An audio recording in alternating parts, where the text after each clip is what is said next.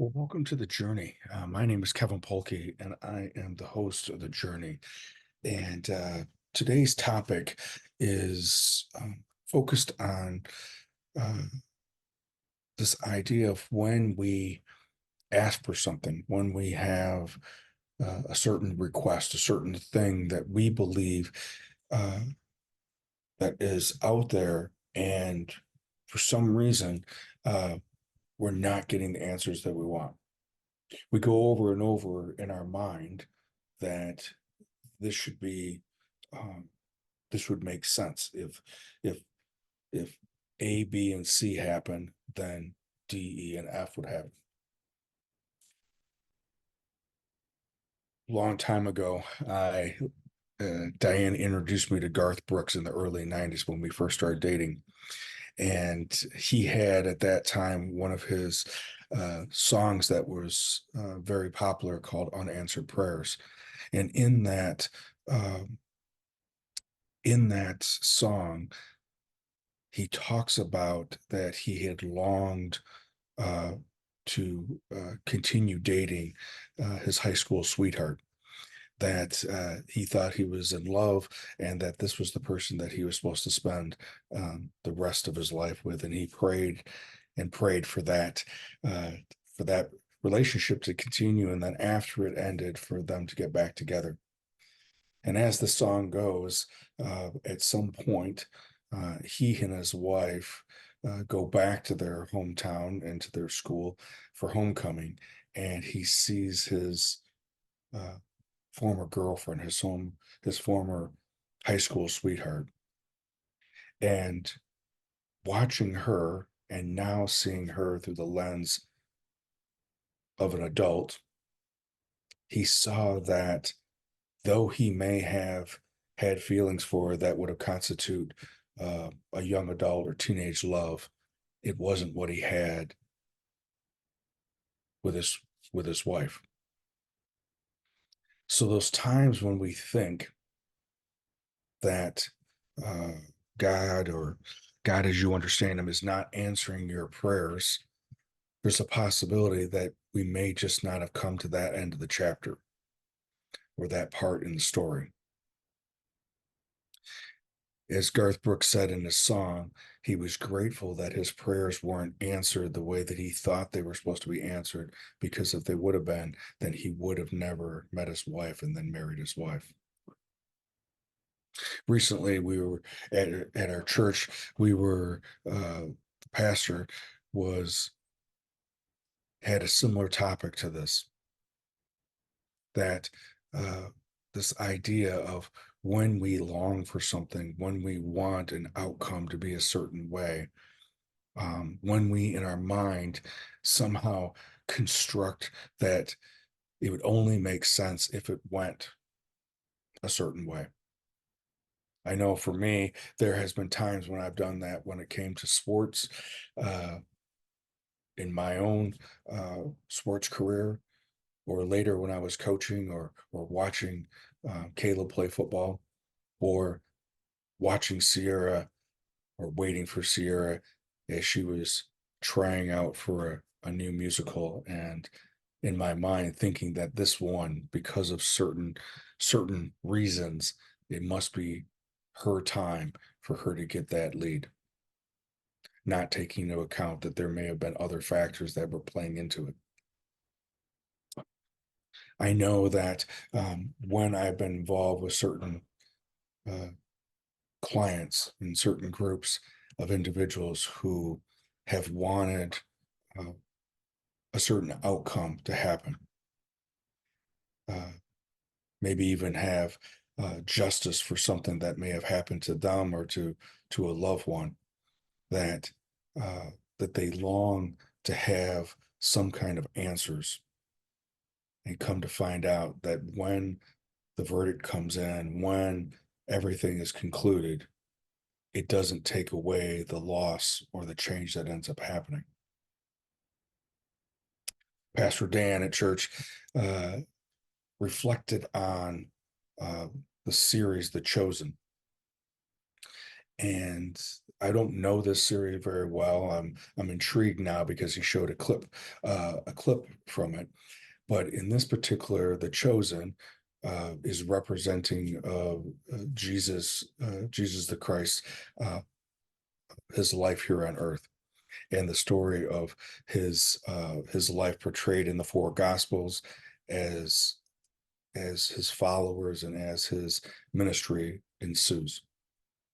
There's a time period in the clip that he showed that one of his followers, who's then been granted the authority and the power to go out and heal others, as Jesus has healed many, um, comes and musters up the courage to share with Jesus one of his concerns. In this particular scene, even though it isn't represented in the scripture itself, James, this particular disciple that is going up to Jesus, has a limp that he has been struggling with throughout his life. And this, uh, some type of physical handicap, is detrimental for their journey because they have to walk from place to place to spread these new teachings. He musters up the courage to ask Jesus a question, and the question he asks Jesus is, "Why have I not been healed? How can I possibly have the authority to heal others if I, having longed for healing of my own physical body, have not been able to be healed?" Interestingly, in that scene, Jesus uh, comes close with empathy and a caring and says to James, James, many people have been healed by myself and will soon be healed by you guys. And they believe because they've been healed. But you, James, your story is even greater because you believe in spite of not being healed. Your story will even be more powerful. Your testimony will be even more powerful as a result of, at this time, not having the healing.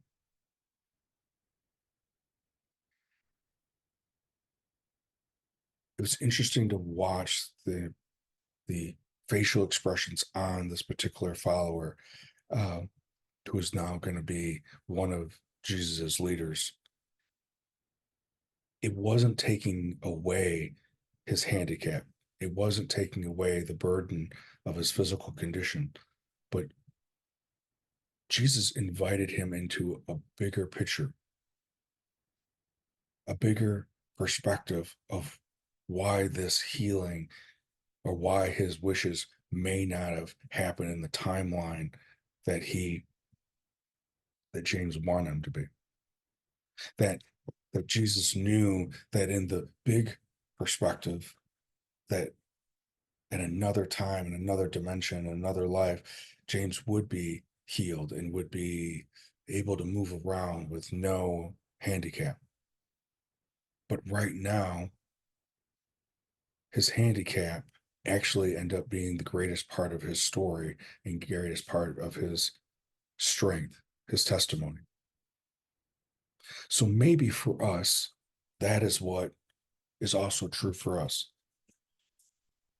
That the thing that we struggle with the most, the thing that tends to uh, seem like we're not getting any answers, maybe in itself, that is that teacher. Maybe that is the greatest impact of the story. Let me read something to you from the devotion that I've been doing. This is Sarah Young's Jesus Calling devotion. My plan for your life is unfolding before you. Sometimes the road you are traveling seems blocked, or it opens up so painfully slow that you must hold yourself back. Then, when the time is right, the way before you suddenly clears. Through no effort of your own, what you have longed for and worked for, I present to you freely as a pure gift. You feel awed by the ease with which I operate in the world, and you glimpse and you glimpse my power and my glory. Do not fear your weakness, for it is the stage on which my power and glory performs most brilliantly. As you persevere along the path I have prepared for you, depending on my strength to sustain you, expect to see miracles, and you will. Miracles are not always visible to the naked eye, but those who live by faith can see them clearly. Living by faith rather than sight enables you to see my glory.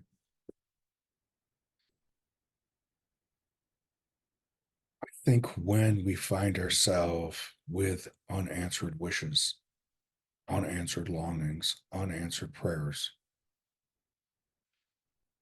instead of being angry at whatever, whoever isn't giving you what you wish, and get distracted by all the what ifs and how it should be, maybe pause and breathe deeply that we're only seeing one part of the story right now, and that maybe there's a bigger part of the story, and that our commitment to how we are in the journey will be part of the story because our wishes and prayers haven't been answered in the time that we want them to. As always, I appreciate you being here. I appreciate your comments as well as uh, your reviews and being able to share this with other people. Um, again, looking forward to being with you next week as we will continue our reflections and we will have some upcoming guests in the next few weeks.